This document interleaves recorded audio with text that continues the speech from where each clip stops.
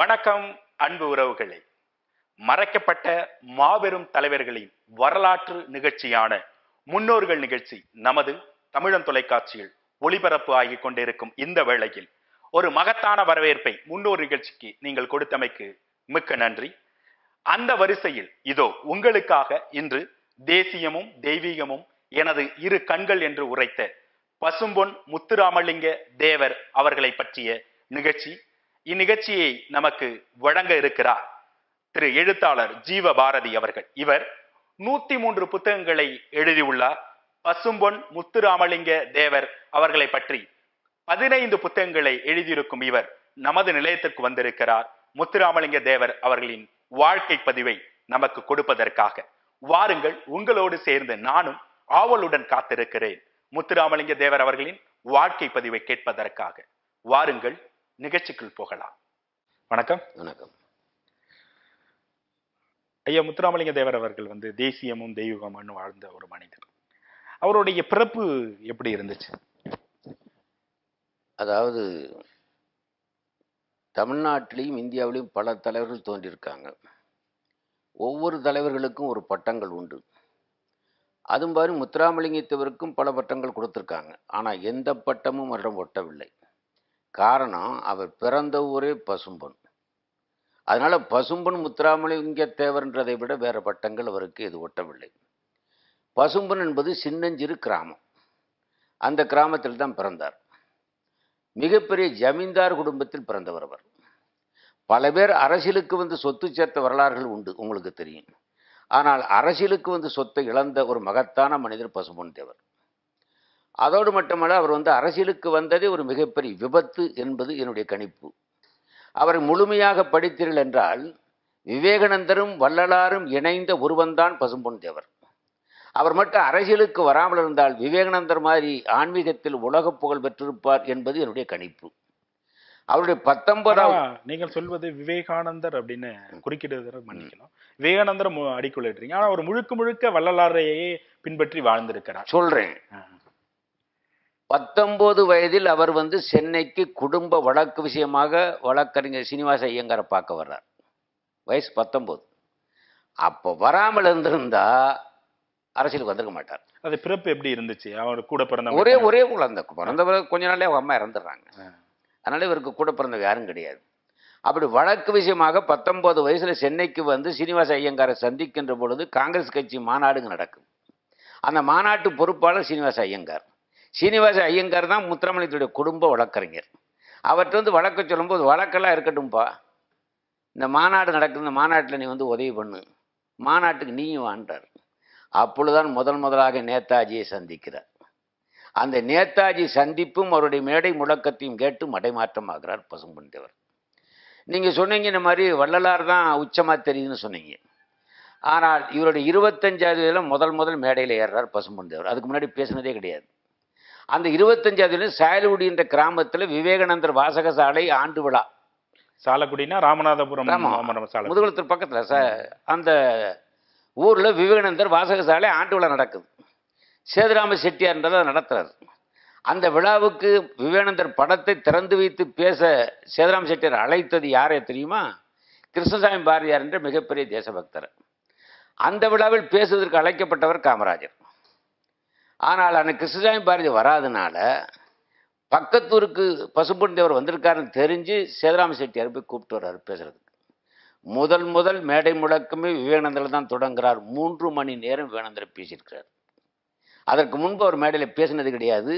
என்ன துரதிருஷ்டம்னா, அன்று அவர் பேசிய பேச்சு இன்று வரைக்கும் கிடைக்கவில்லை. வள்ளலாருடைய தாக்கம் என்பது விவேகானந்தர் தாக்கம் என்பதும் நடை வள்ளலார் மாதிரி இருக்கும், சிந்தனை வள்ளலார் மாதிரி இருக்கும், விவேகானந்தர் மாதிரி இருக்கும். நீங்கள் பார்த்தீங்கன்னா நட பார்த்தீங்கன்னா அப்படியே வள்ளலார் மாதிரி தான். அடுத்து வந்தீங்கன்னா அரசியலில் அவர் ஒரு தியாகம் பல பேர் செஞ்சுருக்காங்க. இன்னைக்கு வரைக்கும் தேவரை பேசப்படுவதற்கு அப்பழுக்கற்ற வாழ்க்கை, தூய வாழ்க்கை. உதாரணமாக சொல்லணும்னு சொன்னால், இன்னைக்கு அவருடைய சாதி வர்ணங்கள்லாம் பூசப்படுது. அதெல்லாம் அவரை படிக்காதவர்கள், அவரை உணர்ந்து கொள்வதனுடைய விளைவு. நான் தொகுப்பு தான் செஞ்சுருக்கேன், ஆனால் கலாய்வுகள் நிறைய பண்ணியிருக்கேன். அதாவது நான் எப்பயுமே ஒரு தொகுப்பு பண்ணாலும் கூட இன்னும் மூல நூல் எழுதலை, தொகுப்பு தான் பண்ணியிருக்கேன் அவரை பற்றி. அவருடைய பேச்சுகள், அவருடைய சட்டமன்ற உரைகள், அப்புறம் அவருடைய கட்டுரைகளும் பண்ணியிருக்கேன். தவிர அப்பயும் கலாய்வு பண்ணுவேன். ஒரு சின்ன நிகழ்வு உங்களுக்கு சொல்கிறேன். 52 தேர்தலில் 57 தேர்தலில் இவர் போட்டி போடும்போது இனி ஒருத்தரை நிறுத்துறாரு. சிவகாசி பக்கத்தில் ஒரு தொகுதி, அவர் பேர் முத்துராமானுஜ தேவர். அவர் என்னை சந்திக்கணும், ஏன்னா கூட இருந்திருக்காருன்னு சந்திக்கணுன்றதுக்காக போனேன். திருப்போணம் பக்கத்தில் மேலச்சொரிக்குளம்ன்ற ஊரில் இருக்கார். நாங்கள் அவரை போய் சந்தித்தேன். அவர் வயசாகி போச்சு. இந்த மாதிரி தேவரையாவுடைய கூட இருந்திருக்கீங்களே, அவரை பற்றி ஒரு நிகழ்வு சொன்னால் தேம்பி தேம்பி அழுதார். ஒரு நிகழ்வை கேட்குறீங்களேன்னாரு. இல்லை உடல்நிலை உங்களுக்கு சரியில்லை, ஒரு நிகழ்வை சொல்லுங்கண்ணே. அப்போ சொல்கிறார், 57 தேர்தலில் என்னை தேவரையா நிறுத்தினார். தேர்தலுக்கு முன்பு ஒரு கொலை நடந்ததுனால 3000 ஓட்டை நான் தோத்துட்டேன். ஆனால் தேர்தல் நின்னதுனாலே அந்த பகுதியில் நான் தலைவர் ஆகிட்டேன். தோத்த பிறகு அந்த ஊரில் இருக்க விரும்பாமல் தேவரையா எங்கெங்கே போகிறாரோ கூடியே போவேன். அப்போ அவர் எம்எல்ஏ இருக்குன்னு பொழுது சட்டமன்ற விடுதியில் அவரோட தங்கியிருப்பேன். ஒரு நாள் மத்தியானம் சாப்பிடும்போது சாப்பிட்டு முடிச்சோன்னே 200 ரூபாய் கையில் கொடுத்து, முத்துராமலிங்கம் காதியில் போய் காவி கலரில் கம்பிக்கோடு போட்ட ஒரு புடவை வாங்கிட்டு வாங்கினார். நான் ஒரு முக்கியமான இடத்துக்கு போகணும்னாரு. கீழே வந்த பிறகு தெரிஞ்சு புடவை வாங்கினா ஜாக்கெட்டு வாங்க முடிய தலைவருக்கு தெரியலையே. ஏன்னா தலைவருக்கு தாயும் கிடையாது, தாரமும் கிடையாது, அக்கா தங்கச்சியும் கிடையாது. ஆனால் எங்கள் தலைவர்கிட்ட எதையுமே நாங்கள் ஏன் எதுக்குன்னு கேட்டு பழக்கப்படல, சொல்லி செஞ்சு பழக்கப்பட்டவங்க. அதனால் நேராக போய் 200 ரூபாயில் 120 ரூபாய்க்கு ஒரு புடவையும் 80 ரூபாய்க்கு புடவை 2 புடவை வாங்கிட்டு வந்தேன். காட்டினா அருமையான செலெக்ஷன் ராமானுஜம், நாளை காலைல 6 மணிக்கு டாக்ஸி ஏற்பாடு பண்ணுங்க போகணும்னாரு.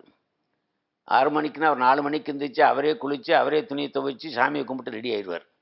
அதுக்கு முன்னாடி நான் ரெடி ஆகி டாக்ஸி வச்சுருந்தேன். முன்னாடி டிரைவர் பக்கத்தில் உட்காந்துறேன், பின்னாடி உட்காந்துருந்தேன். யாரையுமே மரியாதை குறைவாக பேச மாட்டார். அந்த டிரைவர்கிட்ட, ஐயா நேராக போங்க, ரைட்டில் போங்க, லெஃப்ட்டில் போங்கன்னு சொல்லிட்டே போனார். கடைசியில் மயிலாப்பூர் கச்சேரி ரோட்டில் ஒரு வீட்டுக்கு முன்னாடி அந்த டாக்ஸி நின்றுச்சு. அந்த வீடு யாருடைய வீடுனா மிருதங்க வித்வான் முருகபூபதி. புரிஞ்சுக்கிச்சா? உங்களுக்கு ஜாதி புரிஞ்சுக்கணும். அந்த மிருதங்க வித்வான் முருகபூபதியுடைய வீடு. அந்த வீட்டுக்கு தேவரையோட நான் பல நாள் வந்திருக்கேன். அங்கே சாப்பிட்ருக்கோம். மிருதங்க வித்வான் முருகபூபதியுடைய மனைவி பேர் இந்திராணி. முத்துராமலிங்கத்துடைய மனைவி அம்மா பேர் இந்திராணி. இந்த அம்மா பேர் இந்திராணி. என்ன காரணம் கேட்டிங்கன்னா, முத்துராமலிங்கத்துடைய அப்பா பெண் விஷயத்தில் பலகீனமானவர். அப்படி பிறக்கப்பட்ட பெண் என்பதனாலேயே முத்துராமலிங்கத்துடைய முத்துராமலிங்கத்துடைய அம்மா பேரை வச்சிருக்காங்க இந்த அம்மாவுக்கு. அதனால தான் இந்திராணி. அந்த பெண்ணை தன்னுடைய சகோதரியாக நினைத்து அங்கே சாப்பிடுவார். அப்போ கூட பல நாள் நான் போய் சாப்பிட்டுருக்கேன். இந்த அம்மாவுக்கு இந்த புடவை கட்டுவாங்களே, இது கிளவி கட்டுற புடவை வாங்கிட்டு வந்திருக்கோம், இதை போய் வாங்கிட்டு வந்திருக்காரு தலைவர் நினச்சிக்கிட்டே போனேன். உள்ளே போய் உட்காந்தேன்னா அவர் வாங்கன்னு கும்பிட்டுச்சு அந்த அம்மா இந்திராணி. அம்மா போய் கூப்பிட்டு வாங்கன்னாப்புல. எந்த அம்மான்னு எனக்கு தெரியாது. சரி, இந்த கூட்டு போன பிறகு ஒரு 5 நிமிஷம் கழிச்சு எலும்பும் தோளுமாக கட்டிய புடவையில் பல ஒட்டு போட்டு ஒரு பிச்சைக்கார மாதிரி ஒரு தாய் வந்து நின்னாப்புல. டப்புன்னு அவர் அந்த அம்மா காலில் தேவரையா விழுந்தார். எவன் காலையும் விழுகாத அந்த சிங்கம் ஒரு பிச்சைக்காரி மாதிரி இருக்கக்கூடிய காலில் விழுந்துட்டாரு. நான் துடிச்சு போய் நானும் காலில் விழுந்தேன். எந்திரிச்ச பிறகு 2 புடவையும் கொடுத்தாரு. எனக்கு இருக்கே அந்த புடவையெல்லாம் அந்த அம்மா கேட்டுச்சு. ஒரு தாய்க்கு மகன் செய்ய வேண்டிய கடமை, தவறாக நினைக்காதீங்க அப்படின்னு கொடுத்தோன்னா, நீ நல்லாரியான்னு வாங்கினாப்புல. வாங்கிட்டு அந்த அம்மா போன பிறகு இந்திராணி, அம்மா ஊருக்கு போகும்போது பணம் கேட்டால் கொடுத்துரு, நான் வந்து கொடுத்துறேன்னாப்புல. சரின்னு அந்த அம்மா சொல்லிச்சு. இப்போ என்னை பார்த்து கேட்டார், வந்துட்டு போன அம்மா யாருன்னு தெரியுதாயான்னு என்னை கேட்டார் தேவரையா. தெரியலேனே, வீரவாஞ்சி மனைவி பொன்னம்மான்னாப்புல. அப்போ ஒரு தேசபக்தனுடைய மனைவி கஷ்டப்படுகிறாள் என்பதை அரசாளர்களுக்கு தெரியல, தேவருக்கு தெரிஞ்சிருக்கு. அந்த புடவை வாங்கி கொடுத்துருக்காரு. அப்போ அவர் கடைசியாக கேட்ட கேள்வி அந்த முத்துராமலிங்கத்தை, அப்படி ஒரு தேசபக்தனுடைய மனைவியை மதிக்காத தேசம் உருப்படுமான்னு கேட்டிருக்காரு. இங்கே உங்கள் தமிழன் தொலைக்காட்சி மூலமாக சொல்கிறேன், மிகப்பெரிய தேசபக்தன் பசும்பொன் தேவரை ஒரு ஜாதிய தலைவர் நினைக்கக்கூடிய தேசம் உருப்படுமான்னு கேட்குறேன். அதே நேரத்தில் பார்த்தீங்கன்னா, அவர் முதல் எலெக்ஷனே உங்களை நீங்கள் பார்க்கலாம். 1937 காங்கிரஸ் கட்சியில் இவர் நிற்கலை. ராமநாதன் நீதி கட்சியின் சார்பாக ராமநாத் ராஜா போட்டி போடுறார். அப்போ தமிழ்நாட்டினுடைய தேர்தல் பொறுப்பாளர் சர்தார் பட்டேல், இன்னைக்கு உயரமான செலவு வச்சிருக்காங்களே அவர். ராமநாத் ராஜாவை நீதி கட்சியின் சார்பாக நிற்கும் பொழுது காங்கிரஸ் கட்சியில் எதிர்த்து எவராலும் நிற்க முடியாது. இவர் மதுரையில் இருக்கார் தேவர். ஆனால் சர்தார் வல்லபாய் பட்டேல், ராஜாஜி எல்லாரும் கலந்து பேசி, சத்தியமூர்த்தியெல்லாம் கலந்து பேசி ராஜாவை தோற்கடிக்கணும் முத்துராமலிங்கத்தால் தான் முடியும் அப்படின்னு முடிவு பண்ணுறாங்க. இவர் மதுரையில் இருக்காரு. அங்கேருந்து தந்தி வருது, நீங்கள் தான் காங்கிரஸ் கட்சி கேண்டிடேட், நாமினேஷன் தாக்கல் பண்ண பணம் அனுப்பிட்டோம்னு தந்தி வருது. மறுநாள் காலையில் புறப்படுறாரு. அன்றைக்கி 5 மணியோட நாமினேஷன் தாக்கல் முடியுது. இவர் காரில் போனால் ஒரு கார் பிரேக் டவுன் ஆகிட்டா தொல்லேன்னு 3 கார் பின்னாடி வருது. அங்கே அப்படியே நீங்கள் சினிமாவில் ஃப்ளாஷ்பேக் மாதிரி அங்கே கட் பண்ணி காட்டினீங்கன்னா, ராமநாத் ராஜா நாமினேஷன் தாக்கல் பண்ணிட்டாரு, முத்துராமலிங்கத்தேவர் அப்பா உக்கிரபாண்டித்தேவர் சுவிட்டு கொடுக்குறாரு. அவர் ராமநாத் ராஜாவுக்கு வேலை செய்கிறார். அப்போ அங்கே நீதி கட்சிக்காரர் 4:30 மணி ஆனோடனே இனிமே இவன் நாமினேஷன் தாக்கல் பண்ண வரப்போறான், காங்கிரஸ் கட்சி பயந்துட்டான்னு சொல்லி முத்துராமலிங்கத்தேவருடைய அப்பா உக்கிரபாண்டித்தேவர் எல்லாருக்கும் ஸ்வீட் கொடுத்துட்டு இருக்காரு. அந்த நேரத்தில் தேவர் இறங்கினார். காங்கிரஸ் கமிட்டி கேண்டிடேட்னு போய் நின்னார். அவங்க அப்பா கொலை நடிக்கிட்டார். நாமினேஷன் தாக்கல் பண்ணியாச்சு. அப்போ வாய்ப்பூட்டு சட்டம், அரசியல் பேசக்கூடாது. இந்தியாவிலே அந்த நேரத்தில் வாய்ப்பூட்டு சட்டம் போடப்பட்ட திலகரும் பசும்பொன் தேவரும் தான். நீங்கள் அரசியல் பேசாமல் எப்படி வாக்கு கேட்பீங்க? அப்போ முத்துராமலிங்கத்தேவருக்கு பெரிய சங்கடம். ஆனால் ராமநாத் ராஜா எல்லா ஊருக்கும் போகிறார். கூடயே உக்கிரபாண்டித்தேவர் முத்துராமலிங்கத்தேவருடைய அப்பாவும் போகிறார். ஒவ்வொரு கிராமத்திலையும் முத்துராமலிங்கத்தேவருடைய அப்பா பேசுகிறார். காசியில் பிறப்படக்கூடிய சன்னியாசிகள் எல்லாம் ராமேஸ்வரத்தில் குளித்து விட்டு ராஜா காலத்தொட்டு கும்பிட்டு போவாங்க. அப்படிப்பட்ட ராஜாவை ஏற்று உருப்படாத என் பையன் நிற்கிறான், அவனை நீங்கள் நம்பாதீங்க அப்படின்னு ஒவ்வொரு ஊர்லேயும் பேசுகிறார். இது எதிர்த்து பேச முடியாது முத்துராமலிங்கத்தேவர், என்ன வாய்ப்பூட்டு சட்டம். ஆனால் அவர்கள் போன பிறகு இவர் போய் அந்த கிராமத்தில் எல்லாம் பெட்மாஸ் லைட் வச்சுட்டு உட்காந்துருக்காங்க. அரசியல் தானே பேசக்கூடாது. அப்போ அவர் பேசுகிறார். நீங்களெல்லாம் ஹரிச்சந்திர நாடகம் பார்த்துருப்பீங்க. அந்த மயான காண்டம் உங்களுக்கு எல்லாம் தெரியும். அது ஹரிச்சந்திர மகாராஜா பாடுவாரான ஆதியிலும் பறையனல்ல சாதியிலும் பறையனல்ல பாதியிலே பறையனான் என்ன. அதே மாதிரி நான் ஆதியிலும் ஊமை இல்லை பாதியிலும் ஊமை இல்லை, சர்க்கார் போட்ட சட்டத்தால் ஊமையான என்னாப்புல மன்னர் காலி. ஆக மன்னரை தோக்கடித்த ஒரு வல்லமை பசும்பொன் தேவருக்கு தான் இருந்துச்சு. காங்கிரஸை காத்தான் பசும்பொன் தேவர்னு சத்தியமூர்த்தி எதற்காக சொன்னார்? அன்னைக்கு பசும்பொன் தேவர் என்ன சொன்னார்? தென் தமிழகத்தில் காங்கிரஸ் கட்சி நுழையவே முடியாது நீதி கட்சிக்கு முன்னாடி. அப்புறம் எப்படிங்க அந்த காங்கிரஸ்ல இருந்து அந்த வர்றேன். அப்படிப்பட்ட தீரன் சத்தியமூர்த்தி கர்நாடகத்தில் காங்கிரஸ் கட்சி ஆரம்பிச்சு பேசுறார். தேவர் ஒரு பக்கத்தில் இருக்கிறார். மேடையில் பேசுற தீரன் சத்தியமூர்த்தி நினைவு வச்சுங்க, காமராஜருடைய குருநாதர். தீரன் சத்தியமூர்த்தி பேசும்போது அந்த கர்நாடகத்தான் கூட்டத்தில் போலீஸ் இன்ஸ்பெக்டர் போய் துப்பாக்கி காட்டி ஒழுங்கா கீழரங்களை சுற்றுவேன். கர்நாடகத்தான்னா நம்ம காரைக்குடி பக்கத்துல. ஆமா, சுற்றுவேன்னாப்ல. யாரு? தீரன் சத்தியமூர்த்தியை துப்பாக்கியை காட்டி கீழே இறங்கிட்டாப்ல.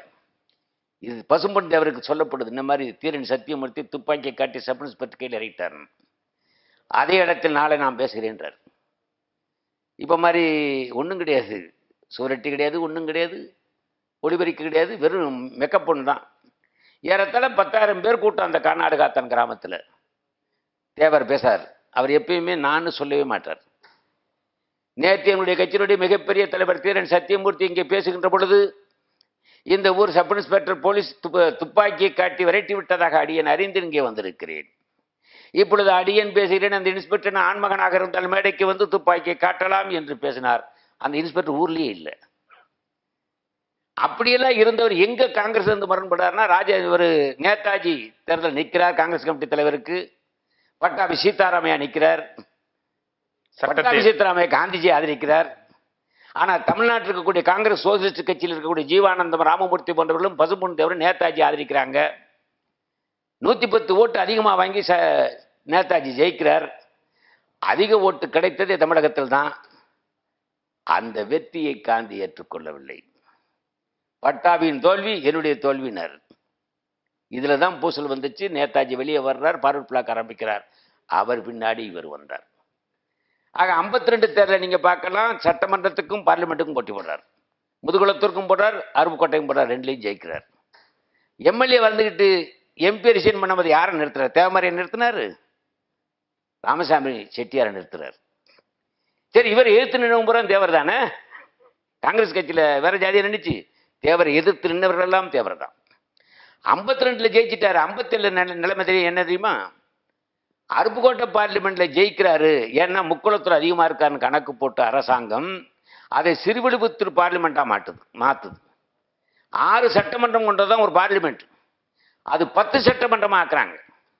அப்போ நாமினேஷன் தாக்கல் பண்ண போறாரு. பிபிசி வரணுலேருந்து கேட்குறாங்க, தேவர தொகுதியை மாற்றிட்டாங்களே, ஜெயிக்க முடியுமான்னு. அவர்களால் தொகுதியை மாற்ற முடியும், ஆனால் மக்கள் மனதிலிருந்து அடியனை மாற்ற முடியாது. அங்கேயும் ஜெயிச்சார். ஓட்டு கேட்க போகாம தேர்தல் பிரச்சாரம் செய்யாம ஜெயித்த ஒரே மனிதர் அவர் தான். அடுத்து நீங்க சட்டமன்றத்தில் வந்து அவர் பேசுறதெல்லாம் யாரும் படிக்கிறது இல்லை. தாழ்த்தப்பட்ட சமூக மசோதாவில் பேசுறாரு. நம்புற அதை ரெக்கார்ட் பண்ணியிருக்கேன்.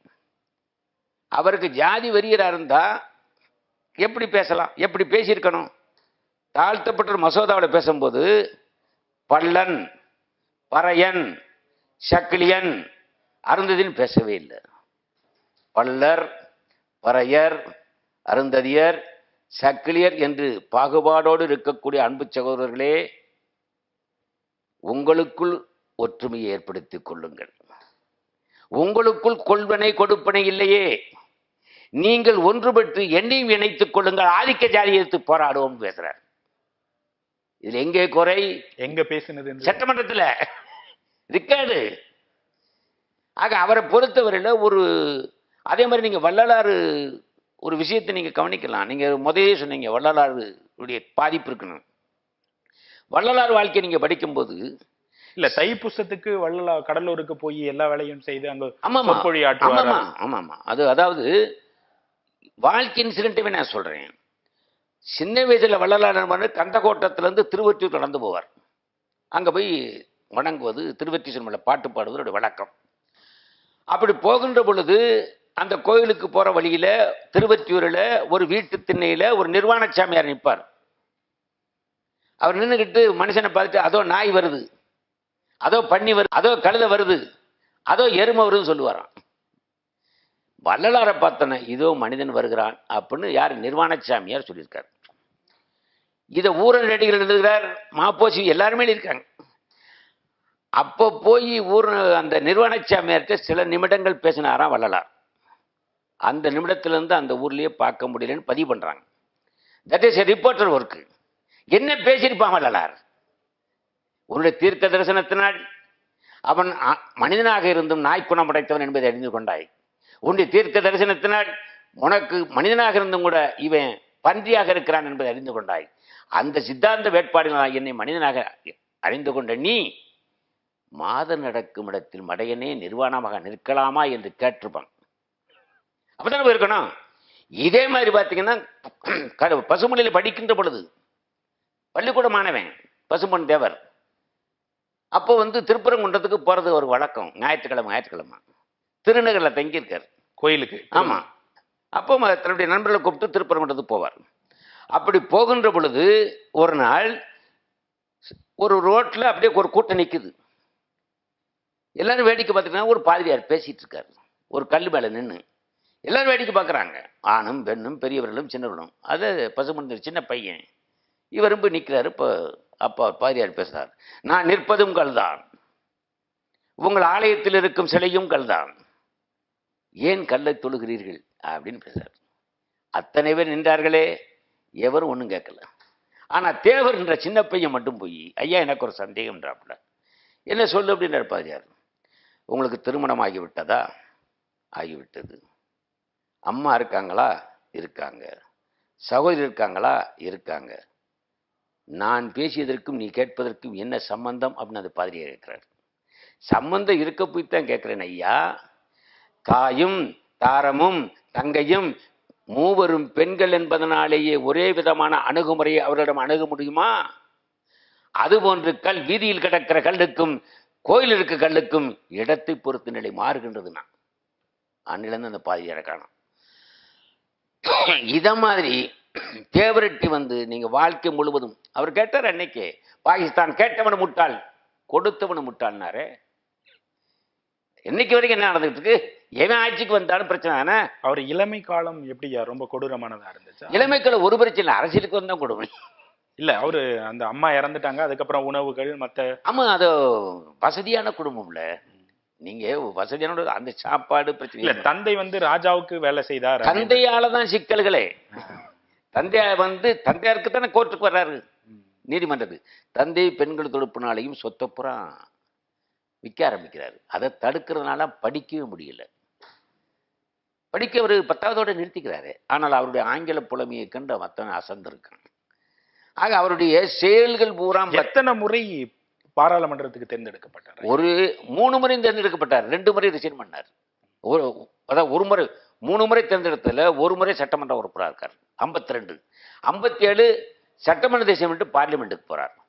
62 பார்லிமெண்ட் ஜெயிச்சு ஆனா போக முடியாம அப்படியே வழக்குகளுக்கு நடந்துறாங்க. அப்புறம் இன்னொரு செய்தி, ரொம்ப முக்கியமான செய்தியா உங்ககிட்ட கேட்கணும்னு நினைச்சேன்.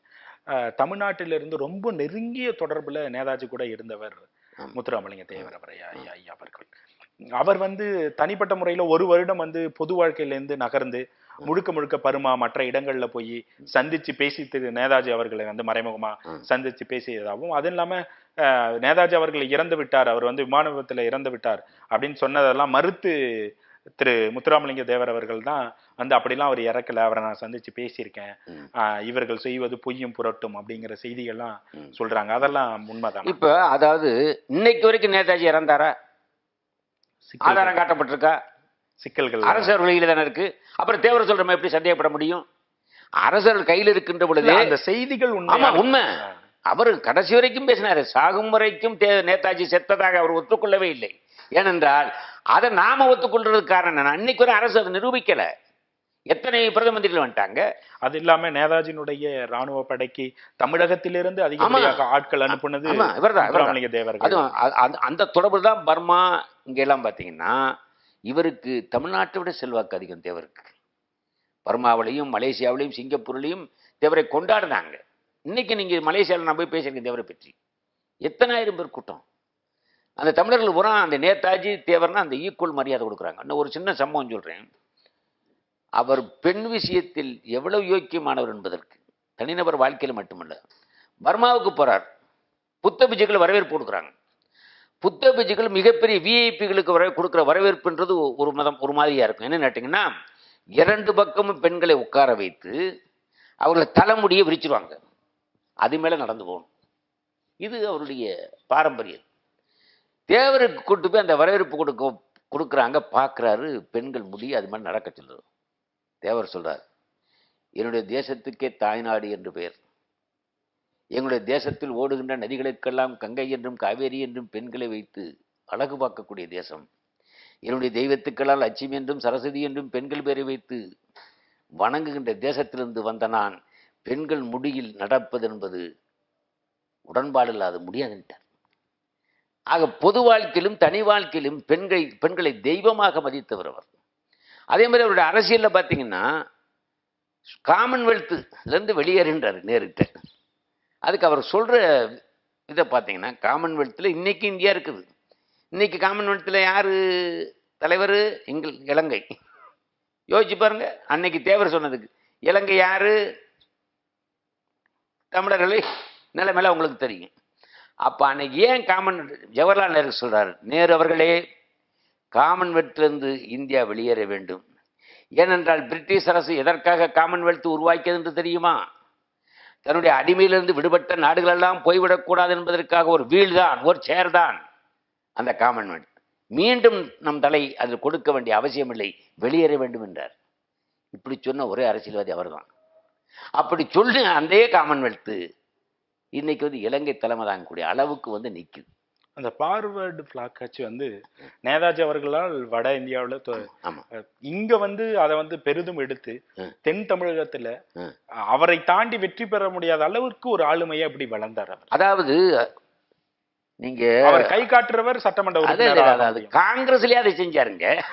அந்த செல்வாக்கு அப்படியே பேக்கெட் பண்ணி வந்துச்சு. நீங்க தென் தமிழகத்தில் பார்வர்டு பிளாக் முன்னாடி காங்கிரஸ் கட்சி தானே, அப்ப நீதி கட்சி தானே. நீதி கட்சியில் யாரா இருந்தா? ஜமீன்தார், மிகப்பெரிய பணக்காரர்கள் தானே நீதி கட்சியில் இருந்தாங்க. அப்படிப்பட்ட பணக்காரர்களையும் ஜமீன்தாரையும் எதிர்த்து காங்கிரஸ் கட்சி நிக்கணும்னு சொன்னா தென் தமிழகத்தில் தேவர் தான். அந்த செல்வாக்கு தான் எனக்கு அப்படியே அவர் பார்வர்டு பிளாக் வந்துச்சு. ஏதோ யாரோ ஒருவர் சிவசோரனோ ஒருவரை நிப்பாட்டி வெற்றி பெற்றதா பல பேரை மொக்கையன் எவ்வளவு பேர் நீங்க. அதாவது அன்னோன் பர்சன் எல்லாம் முகவரி கொடுத்தார். காரணம் கட்டா இவரை நம்பினாங்க.